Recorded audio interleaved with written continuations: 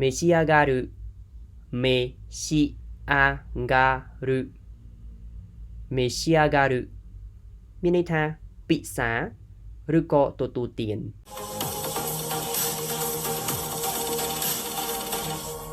皆さんこんにちはសួស្តីអ្នកទាំងអស់គ្នាថ្ងៃនេះពួកយើងទៅសិក្សាអំពីកិរិយាសព្ទភាសាជប៉ុនបន្ថែមទៀតទាំងអស់គ្នាមុននឹងចាប់ផ្ដើមសិក្សាមេរៀនខ្ញុំសូមឲ្យអ្នកទាំងអស់គ្នាជួយចូលទៅចុច follow Facebook page របស់ខ្ញុំម្នាក់មួយផងឥឡូវនេះថ្នាក់បង្រៀនភាសាជប៉ុនអនឡាញកម្រិតដំបូងនៅតែបន្តចុះឈ្មោះចូលរៀនចំពោះអ្នកដែលមានចំណាប់អារម្មណ៍អាចតាក់ទងតាម Telegram បានでは早速やっていきましょうកុំឲ្យខាត់ពីយើងចាប់អ្នកទាំងអស់គ្នាកិរិយាសព្ទទី1ថ្ងៃនេះគឺ回る回る回るមានន័យថាវិលឧទាហរណ៍地球は太陽の周りを回っている地球は太陽の周りを回っている地球は太陽の周りを回っているមានន័យថាផែនដីកំពុងវិលជុំវិញព្រះអាទិត្យអញ្ចឹងពាក្យថា地球មានន័យថាផែនដីវ៉ាចំពោះភាសាប្រធាន太陽មានន័យថាព្រះអាទិត្យម៉ាវ៉ារីមានន័យថាជុំវិញវាដូចជាបរិមាត្រអញ្ចឹងណាអញ្ចឹងថៃយ៉ូណូម៉ាវ៉ារីមានន័យថាជុំវិញព្រះអាទិត្យម៉ាវ៉ាត់តេអ៊ីរុម៉ាវ៉ាត់តេអ៊ីរុកន្លែងនេះយើងបានបំបែករួចហើយទៅជាទម្រង់តេអ៊ីរុមានន័យថាកំពុងបន្តអញ្ចឹងពាក្យដើមរបស់យើងគឺម៉ាវ៉ារុមានន័យថាវិលដល់ពេលម៉ាវ៉ាត់តេអ៊ីរុមានន័យថាកំពុងតែវិលជុំវិញអ្វីមួយយើងប្រើពាក្យថាម៉ាវ៉ារុហ្នឹងឥឡូវទៅរៀនបងប្អូន地球は太陽の周りを回っている地球は太陽の周りを回っている地球は太陽の周りを回っているមានន័យថាផែនដីកំពុងវិលជុំវិញព្រះអាទិត្យពាក្យបន្ទាប់គឺ召し上がる召し上がる召し上がるមានន័យថាពិសាឬក៏ទទួលទានឧទាហរណ៍社長は昼食を召し上がりました社長は昼食を召し上がりました社長は昼食を召し上がりましたមានន័យថាលោកប្រធានក្រុមហ៊ុនបានពិសាអាហារថ្ងៃត្រង់រួចហើយអញ្ចឹងពាក្យថា社長មានន័យថាប្រធានក្រុមហ៊ុនបច្ចុប្បន្នប្រធាន昼食មានន័យថាអាហារថ្ងៃត្រង់召し上がりました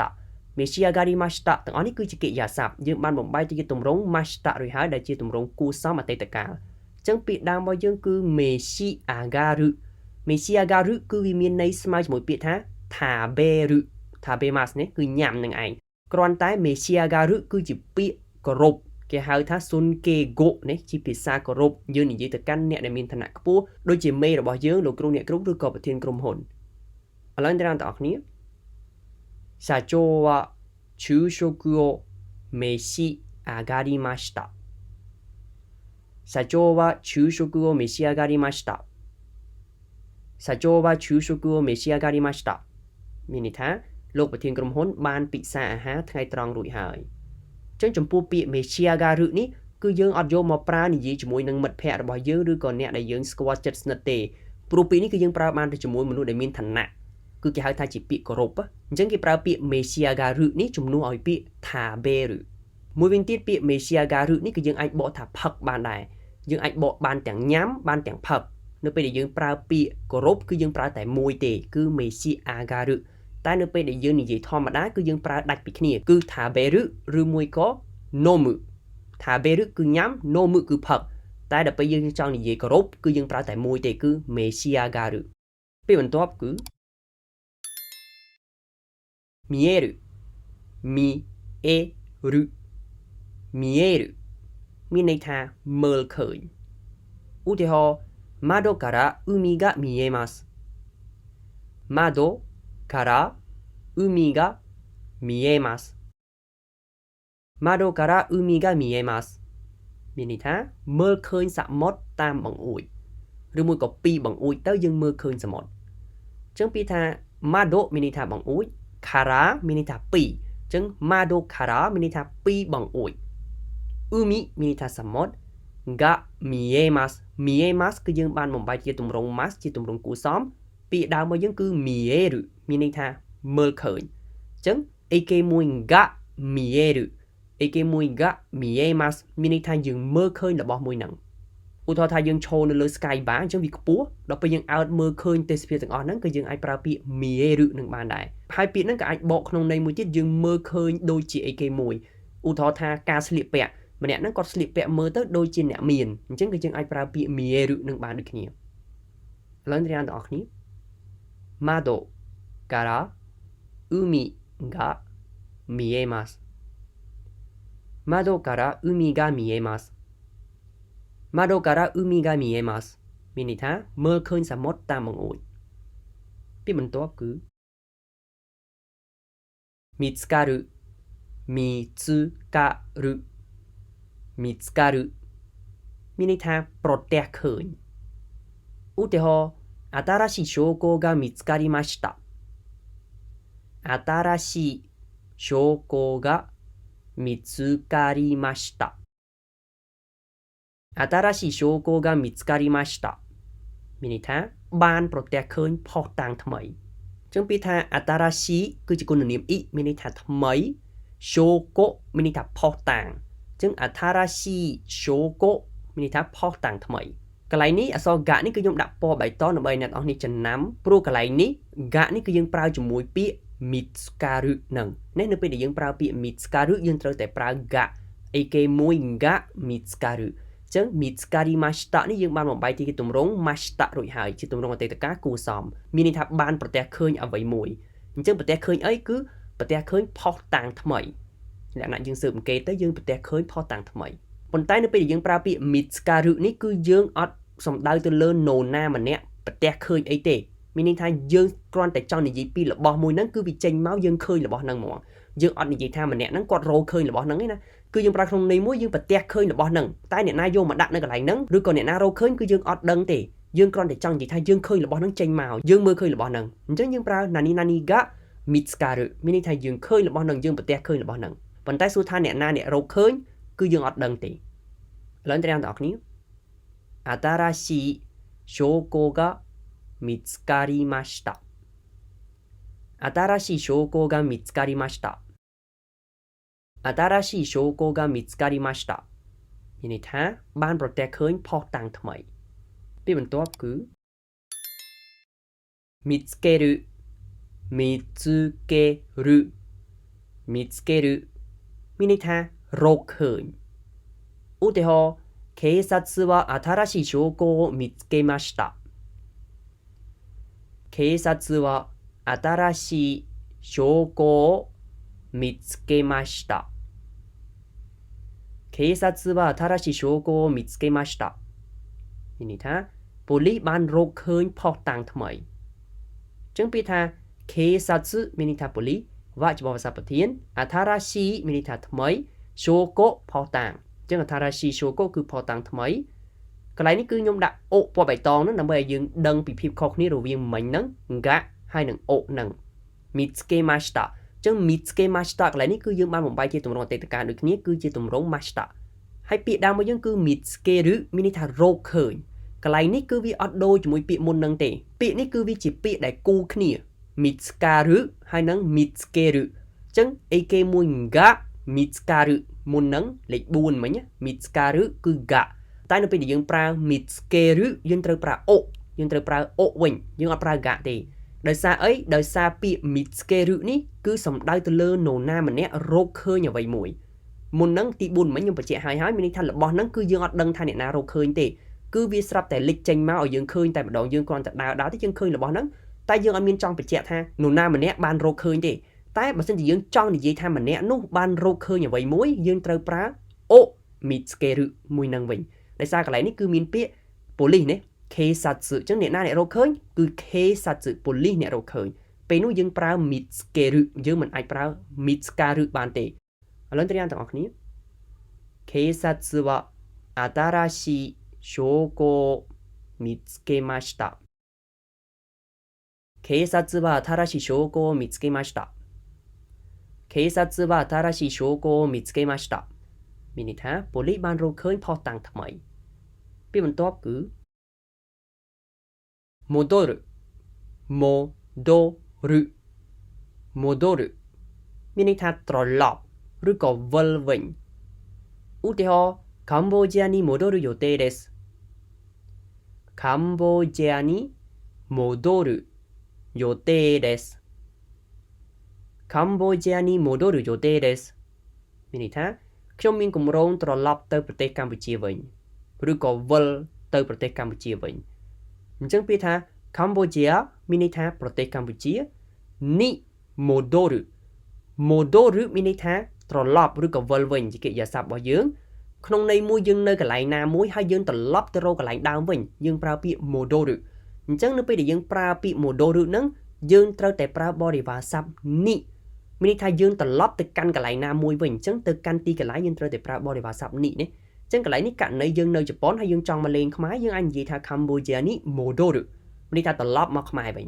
តែបើសិនជាយើងនៅខ្មែរយើងចង់ទៅជប៉ុនវិញយើងដាក់日本に戻るអញ្ចឹងនៅពេលដែលយើងចង់ត្រឡប់ទៅណាយើងគ្រាន់តែដូរឈ្មោះប្រទេសឬក៏ទីកន្លែងខេត្តណាមួយមកយើងដាក់にបូក戻るមកមានន័យថាយើងត្រឡប់យើងវិលទៅកន្លែងនោះវិញហើយណាយោតេមានន័យថាគម្រោងគឺយើងក្រងទុកចង់ធ្វើអីគេមួយយើងតែងតែប្រើពាក្យយោតេអញ្ចឹង 戻るយោតេមានន័យថាមានគម្រោងចង់ត្រឡប់ទៅវិញ des គឺជាពាក្យដែលយើងដាក់សម្ដែងការគូសមចុះលោកអ្នកទាំងអស់គ្នាカンボジアに戻る予定ですカンボジアに戻る予定ですカンボジアに戻る予定ですមានន័យថាខ្ញុំមានគម្រោងត្រឡប់ទៅប្រទេសកម្ពុជាវិញពាក្យបន្ទាប់គឺ申し上げる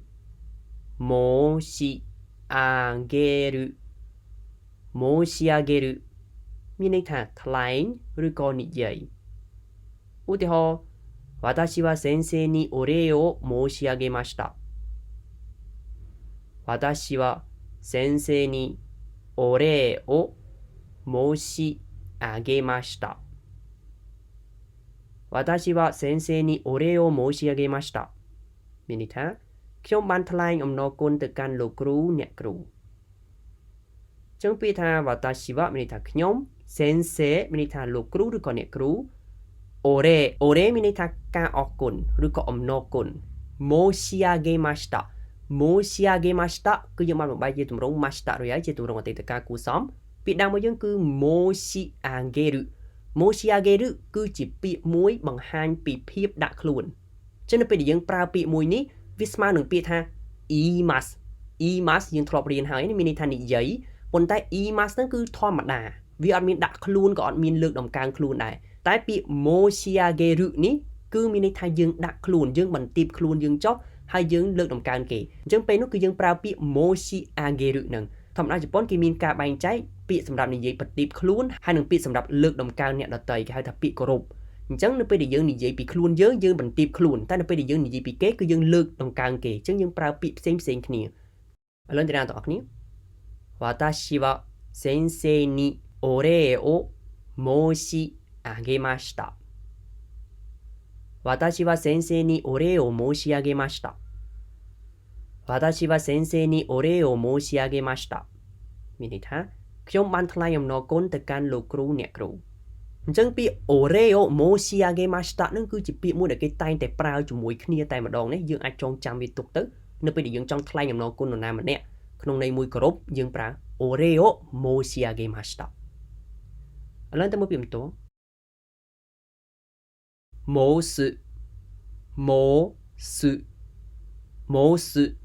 មានន័យថានិយាយដែរអញ្ចឹងពាក្យ Mosu នេះហើយនឹង Moshiageru មិនគឺតែមួយទេគ្រាន់តែ Mosu នេះបើយើងគិតពីកម្រិតវាអត់ដល់ Moshiageru ទេ Moshiageru នោះបើយើងគិតពីកម្រិតគឺវាខ្ពស់ជាងគេហៅថាវាគួរសមខ្លាំងចឹងទៅតែដល់ពេល Mosu នេះវាក្រោមអានឹងបន្តិចតែវាល្អជាងពាក្យថា imas នោះខ្ញុំនិយាយចឹងគឺវាស្មើគេហៅថាវានឺតវាស្មើធម្មតាតែនៅពេលដែលយើងចង់រៀងដាក់ខ្លួនបន្តិចយើងនិយាយ Mosu តែនៅពេលយើងនិយាយកាន់តែដាក់ខ្លួនខ្លាំងទៀតយើងនិយាយ Moshiageru ចឹងឧទាហរណ៍先ほど申した通りです先ほど申した通りです先ほど申した通りですមានន័យថា ដូចដែលខ្ញុំបាននិយាយមុននេះបន្តិចអញ្ចឹងពាក្យថា Sakihodo មានន័យថាមុននេះបន្តិច Moshita គឺយើងបានបំបែកទៅជាទម្រង់តរួចហើយជាទម្រង់អតីតកាលពាក្យដើមនេះគឺ mosu មានន័យថានិយាយអញ្ចឹង moshita មានន័យថាបាននិយាយវាស្មើនឹងពាក្យថា imashita Sakihodo imashita tori desu យើងនិយាយបែបហ្នឹងក៏បានដែរគ្រាន់តែពាក្យ mosu ហ្នឹងជាពាក្យដាក់ខ្លួនអញ្ចឹងគេតែងតែប្រើពាក្យនេះនៅពេលដែលយើងនិយាយនៅក្នុងស្ថានភាពផ្លូវការឬក៏នៅពេលដែលយើងជួបជាមួយនឹងដៃគូពាណិជ្ជកម្មអីចឹងគេតែងតែប្រើពាក្យគោរពពាក្យដាក់ខ្លួននឹងឯងអញ្ចឹងជំនួសឲ្យពាក្យ imashita យើងប្រើ moshimashita ហើយមួយទៀតពាក្យនេះគឺយើងអាចប្រើនៅក្នុងន័យមួយនៅពេលដែលយើងចង់ប្រាប់ថាយើងឈ្មោះអីដូចយើងធ្លាប់រៀនពីដើមមកហើយគឺឧទាហរណ៍ថា watashi wa Tanaka to moshimasu នេះ Tanaka to moshimasu យើងដាក់ឈ្មោះយើងមកយើងដាក់ to moshimasu បើយើងបកតាមអក្សរមានន័យថាខ្ញុំនិយាយ Tanaka ប៉ុន្តែគេអត់បកអញ្ចឹងទេនៅពេលដែលយើងប្រើ to moshimasu គឺគេមានន័យថាខ្ញុំឈ្មោះឬក៏ខ្ញុំហៅថាអីគេមួយអញ្ចឹងទៅឡើងទៅដល់អ្នកនរគ្នា Sakihodo moshita tori desu 先ほど申した通りです先ほど申した通りですមានន័យថាដោយដែលខ្ញុំបាននិយាយមុននេះបន្តិចពីបន្ទាប់គឺ迎える迎える迎えるមានន័យថាទទួលស្វាគមន៍ឧទាហរណ៍海外から来た友達を空港まで迎えに行きます海外から来た友達を空港まで迎えに行きます海外から来た友達を空港まで迎えに行きますមានន័យថាខ្ញុំទៅទទួលមិត្តភក្តិដែលបានមកពីបរទេសនៅអាកាសយានដ្ឋានអញ្ចឹងពាក្យថា海外មានន័យថាបរទេសからមានន័យថាពី来たមានន័យថាបានមក友達មានន័យថាមិត្តភក្តិអញ្ចឹងkita tomodachi មានន័យថាមិត្តភក្តិដែលបានមកគឺមានន័យថាអាកាសយានដ្ឋាន made មានន័យថាដល់អញ្ចឹងដល់អាកាសយានដ្ឋានគឺនៅអាកាសយានដ្ឋានហ្នឹងឯង mukae ni ikimasu អញ្ចឹង mukae ni ikimasu មានន័យថាទៅដើម្បីទទួលនរណាម្នាក់ដូចយើងទៅកន្លែងណាមួយដើម្បីទទួលគេយើងប្រើពាក្យ dare o mukae ni ikimasu មានន័យថាយើងទៅដើម្បីទទួលម្នាក់ហ្នឹងឥឡូវត្រៀមទាំងអស់គ្នា海外から来た友達を空港まで迎えに行きます海外から来た友達を空港まで迎えに行きます海外から来た友達を空港まで迎えに行きますមានន័យថាខ្ញុំទៅទទួលមិត្តភក្តិដែលបានមកពីបរទេសនៅអាកាសយានដ្ឋានឥឡូវមកពាក្យចុងក្រោយរបស់យើង向かう向かう向かうមានន័យថាឆ្ពោះទៅឬក៏សំដៅទៅឧទាហរណ៍今学校に向かっています今学校に向かっています今学校に向かっていますមានន័យថាឥឡូវនេះខ្ញុំកំពុងតែឆ្ពោះទៅកាន់សាលារៀនអញ្ចឹងពាក្យថា今មានន័យថាឥឡូវនេះ学校មានន័យថាសាលារៀនに向かっていますអញ្ចឹង向かっていますនេះគឺយើងបានបំបែកជាទម្រង់ていますរួចហើយមានន័យថាកំពុងបន្តអញ្ចឹងមានន័យថាកំពុងអីកំពុងតែឆ្ពោះទៅកំពុងតែសំដៅទៅអញ្ចឹងទៅណាគឺទៅសាលារៀននេះគឺ gakko អញ្ចឹងយើងត្រូវប្រើនេះជាទូទៅនៅពេលដែលយើងប្រើពាក្យ向かうគឺយើងតែងតែប្រើបរិវារស័ព្ទនេះមានន័យថាយើងឆ្ពោះទៅកាន់កន្លែងណាមួយអញ្ចឹងយើងនឹងប្រើបរិវារស័ព្ទនេះហើយណាអញ្ចឹង gakko ni mukau 家に向かう会社に向かうមានន័យថាយើងឆ្ពោះទៅកាន់កន្លែងមួយហ្នឹងឥឡូវត្រៀមទាំងអស់គ្នា今学校に向かっています今学校に向かっています今学校に向かっていますមានន័យថាឥឡូវនេះខ្ញុំកំពុងតែឆ្ពោះទៅកាន់សាលារៀនいかがでしたかខ្ញុំអ្នកទាំងអស់គ្នាចំពោះមេរៀនថ្ងៃនេះអញ្ចឹងខ្ញុំសង្ឃឹមថាអ្នកទាំងអស់គ្នានឹងអាចចងចាំកិរិយាសព្ទទាំង10នេះទាំងអស់គ្នានៅខាងចុងវីដេអូខ្ញុំមានកូនតេស្តទូចមួយសម្រាប់តេស្តការចងចាំរបស់អ្នកទាំងអស់គ្នាថាតើអ្នកទាំងអស់គ្នាបានចងចាំអ្វីដែលបានរៀនដែរឬទេឥឡូវទៅសាកល្បងតេស្តទាំងអស់គ្នាចំពោះតេស្តនេះខ្ញុំនឹងចេញជាភាសាជប៉ុនហើយអ្នកទាំងអស់គ្នារៀនអានហើយនឹងបកប្រែជាភាសាខ្មែរដោយខ្លួនឯងឥឡូវចាប់ផ្ដើមទាំងអស់គ្នា